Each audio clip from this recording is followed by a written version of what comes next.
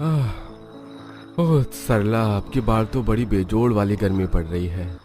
हाँ जी, इस निगोड़ी गर्मी ने तो बड़ा सता रखा है। सूरज चढ़ने के साथ तड़के सवेरे सवेरे ही चिलचिलाती धूप छा जा रही है। तभी चाक पर मिट्टी के मटके बनाते हुए मोहन चिड़चिड़े मिजाज में बोलता है।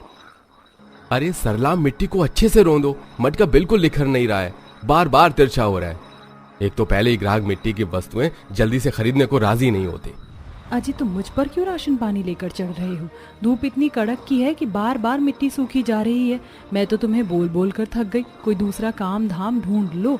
मिट्टी के मटके और बर्तन बनाकर तुम हमारे बाल बच्चों को भी मिट्टी की तकदीर दोगे। पढ़ेंगे लिखेंगे नहीं तो मिट्टी के बर्तन बनाएंगे और पेट काट कर खाएंगे। झुंझला कर सरला मोहन को बुरा भला सुना रही होती है। तभी पड़ोसन काशी आती है। अरे क्या हो गया? क्यों सवेरे सवेरे दोनों मर्द लुगाई झगड़ा कर रहे हो?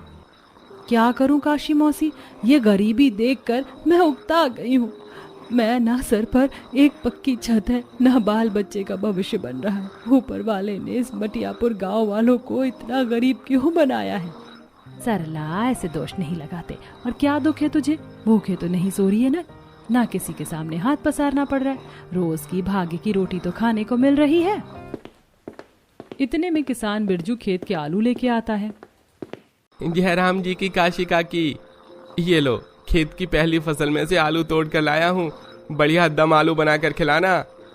हाँ, क्यों नहीं बिरजू, ऊपर वाला तुझे 10 खेत का मालिक बनाए ताकि मुझ जैसी गरीब को उसे मक्खी चूस मुखिया के खेत में जाकर काम ना करना पड़े, बल्कि तेरे खेत में बनिहारी करके खा लूंगी। ऐसा कहते हुए बूढ़ी काशी की आंखें दिल में भरे दुख से डबडबा जाती हैं।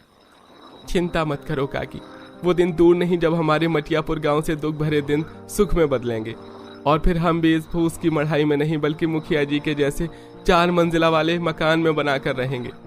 सल्ला भौजाई, ये लो तुम्हारे हिस्से के आलू। मटियापुर गांव के निवासी बड़े गरीब थे। गांव में ज्यादातर कुम्हार बसे हुए थे और कुछ लोग किसानी करके खेती बाड़ी उपजाते थे। किसानों कुम्हार दोनों वर्ग का रोजगार का सहारा गांव में बहती गंगा नदी थी, जिसके किनारे की मिट्टी लाकर कुम्हार मटके बर्तन बनाते और नदी के पानी से किसान फसल की सिंचाई करते, मगर जल के बदले उन्हें लालची मुखिया को कर चुकाना पड़ता था। क्या मटियापुर गांव मुखिया के गुलामी से कभी उभर पाएगा? अरे फुलवा, अंदर से सारे मिट्टी के मटके ले आओ। हाँ जी, लाई। ये लो, ये मटके और ये मिट्टी के फूलदान और बर्तन। अच्छा, तो फिर मैं चलता हूँ। सुनो, इस साल तो बबलू का दाखिला स्कूल में दिलवा दोगे ना? फुलवा के पूछने पर मदन रूखा सा जवाब देता है। फुलवा, तुझको कितनी बार बोला है जाते समय मत टोका कर, पैसे जुड़ेंगे